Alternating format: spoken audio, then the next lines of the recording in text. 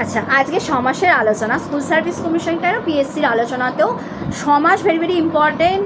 নবম দশম দ্বাদশ, বিশেষ করে নবম দশম শ্রেণীর তো অবশ্যই, একাদশ দ্বাদশের ক্ষেত্রে নয়, নবম দশমের ক্ষেত্রে দশম শ্রেণীতে অবশ্যই ভেরি ভেরি ইম্পর্টেন্ট।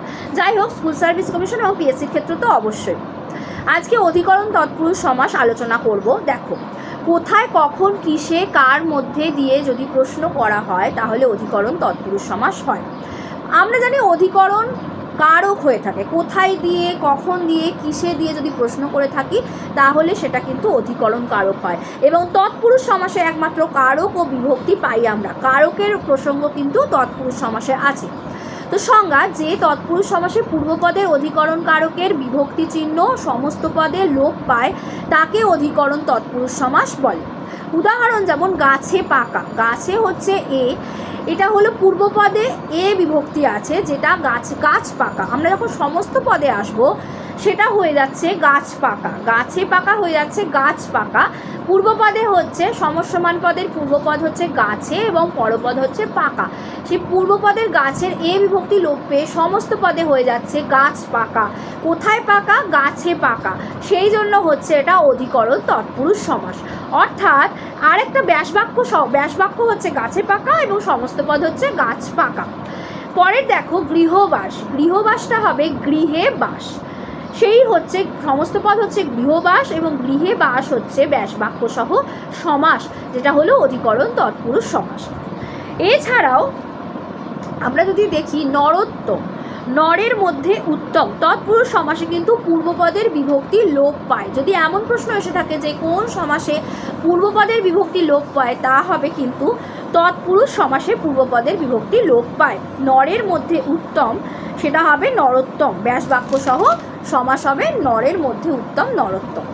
জ্ঞানে বৃদ্ধ হবে জ্ঞান বৃদ্ধ, জ্ঞানে বৃদ্ধ হবে কিসে বৃদ্ধ? জ্ঞানে বৃদ্ধ, জ্ঞান বৃদ্ধ, সেটাও কিন্তু তৎপুরুষ সমাস, অধিকরণ তৎপুরুষ সমাস। অর্থাৎ এখানে পূর্বপদে বিভক্তি লোপ পাচ্ছে। এছাড়া আমরা যদি পাই যে সত্যাগ্রহ, অর্থাৎ সত্যে আগ্রহ যে নয়, এখানে সত্যে আগ্রহ, সেটা হলো সত্যাগ্রহ। পূর্বপদের বিভক্তি লোপ পাচ্ছে, সত্যে আগ্রহ। এছাড়া আমরা আসছি সম্বন্ধ তৎপুরুষ সমাসে। সম্বন্ধ তৎপুরুষ সমাস কি? যে তৎপুরুষ সমাসে পূর্বপদের সম্বন্ধ পদের চিহ্ন সমস্ত পদে লোপ পেয়ে যায় তাকে সম্বন্ধ তৎপুরুষ সমাস বলে। এই সম্বন্ধ তৎপুরুষ সমাস অবশ্যই কিন্তু বিভক্তি এবং বিভক্তি যুক্ত হয়। যেমন রাজার বাড়ি হলো রাজবাড়ি, ব্যাসবাক্য সহ সমাস হচ্ছে রাজার বাড়ি, সমস্ত পদ হচ্ছে রাজবাড়ি। পূর্বপদে রাজার যে সমস্ত সমসমান পদগুলোর মধ্যে যে রাজার যে পদ পূর্বপদ, সেখানে বিভক্তি লোপ পাচ্ছে।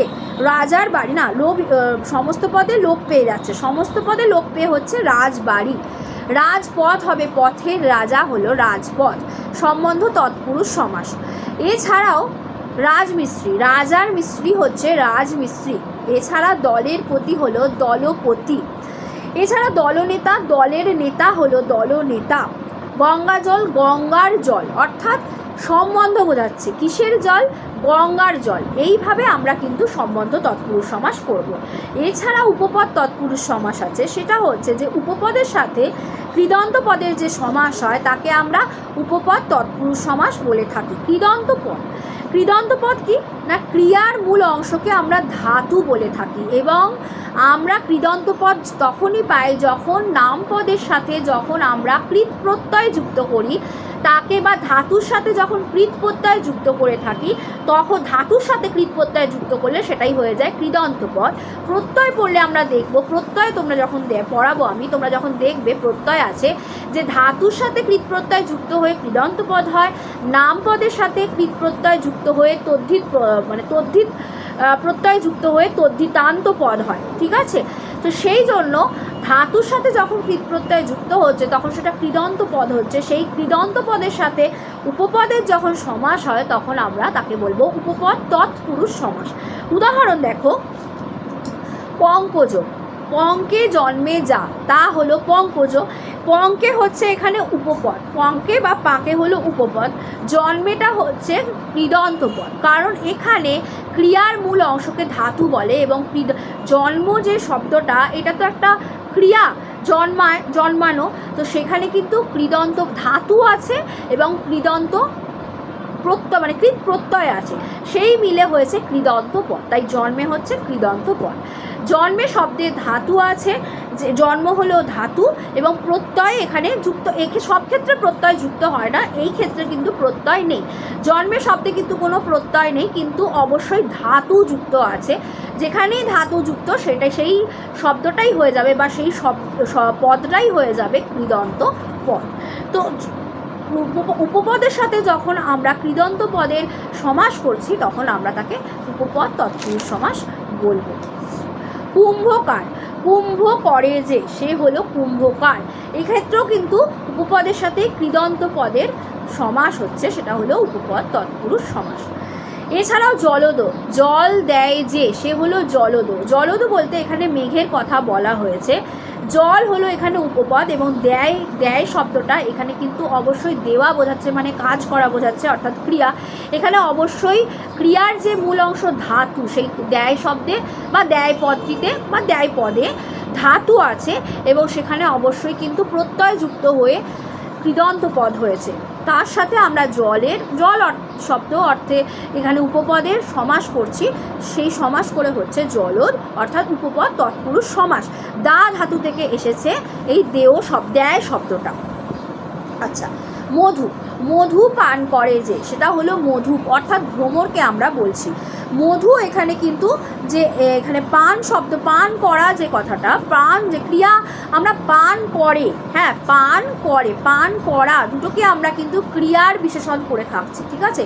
তো ক্রিয়া হচ্ছে এখানে করে, কর ধাতু থেকে আসছে এবং তার সাথে কৃত প্রত্যয় আমরা যুক্ত করে দিচ্ছি, তা করে আমরা সেটাকে কৃদন্ত পদে পরিণত করছি। তার সাথে আমরা মধুর সাথে, মধু পানীয় স্থানীয়, মধু পান করার যোগ্য পানীয়, সেই জন্য মধুর সাথে যখন সমাস করছি, যে পান করছে তাকে আমরা বলছি মধু। সুতরাং উপপদের সাথে এখানে কৃদন্ত পদের সমাস হচ্ছে, তাই এটি উপপদ তৎপুরুষ সমাস। সর্বহারা, সব হারিয়েছে যে, অর্থাৎ এখানে হারিয়েছে, হারানো এই শব্দটা কিন্তু হার ধাতু থেকে আসছে এবং তার সাথে ছে প্রত্যয় যুক্ত হচ্ছে। ছে কিন্তু বাংলা প্রত্যয়, সেই বাংলা প্রত্যয় যুক্ত হতা, বাংলা তদ্ধিত প্রত্যয় হয়, বাংলা তদ্ধিত প্রত্যয় হয়ে থাকে। তার সাথে মানে তদ্ধিত প্রত্যয় না, কৃদন্ত পদ যেহেতু আছে, ছে বাংলা কৃত প্রত্যয়, বাংলা কৃত প্রত্যয় ছে যুক্ত হয়েছে, হার ধাতুর সাথে যুক্ত হয়ে হারিয়েছে এই শব্দটা এসেছে এবং পদে যখন এই পদ বলবো আমরা, যখন হারিয়েছে এটা তো যখন বাক্যে প্রয়োগ করছি তখন সেটা পদ হচ্ছে, যাই হোক শব্দ বা পদ, হারিয়েছে কথাটা এসেছে, তাই সব হলো উপপদ। উপপদের সাথে হারিয়েছে, সব হারিয়েছে যে, সে হচ্ছে সর্বহারা। সুতরাং উপপদের সাথে যখন কৃদন্ত পদের আমরা সমাস করছি তখন সেটা হয়ে যাচ্ছে উপপদ তৎপুরুষ সমাস। দিশাহারা একই উদাহরণের মধ্যে পড়ছে, পথহারা সে একই উদাহরণের মধ্যে পড়ছে, গৃহস্থ একই উদাহরণের মধ্যে পড়ছে। গৃহে থাকেন যিনি, গৃহে হলো এখানে উপপদ বলে থাকছি আমরা। আর অবশ্যই থাকেন, থাক ধাতু থেকে এসেছে থাকেন, তার সাথে আমরা অবশ্যই এন প্রত্যয় যুক্ত করেছি, থাকেন, এন প্রত্যয় যুক্ত করে আমাদের হয়েছে কৃদন্ত পদ থাকেন। সুতরাং গৃহের সাথে থাকেন এই উপপদের সাথে কৃদন্ত পদের আমরা সমাস করছি, তাকে আমরা বলছি উপপদ তৎপুরুষ সমাস, যে সমাস হচ্ছে। যাই হোক, এই গেল উপপদ তৎপুরুষ সমাস পর্যন্ত আলোচনা। আজকের আলোচনা এই পর্যন্তই। পরের ভিডিওতে থাকবে নং তৎপুরুষ, অলপ তৎপুরুষ, নিত্য সমাস এবং অবয়ীভাব সমাস, এছাড়া বাক্যাশ্রয়ী সমাসের আলোচনা। যে সমাসগুলি আমি আলোচনা করেছি বা যে সমাসগুলো আলোচনা আমি করেছি সেই সমাসগুলো তোমরা সার্চ করে পড়ে নিও। ক্লাসগুলো যদি ভালো লেগে থাকে অবশ্যই চ্যানেল সাবস্ক্রাইব করে বেল আইকন দিয়ে লাইক করে বন্ধুদের সাথে শেয়ার করে কমেন্ট বক্সে জানিয়ে দিও তোমাদের ক্লাসগুলো কেমন লাগছে। পরের ভিডিওর জন্য অপেক্ষা করো, পরের সমাসগুলো আলোচনা করব। আজকের মতো ক্লাস এই পর্যন্তই। Thank you so much.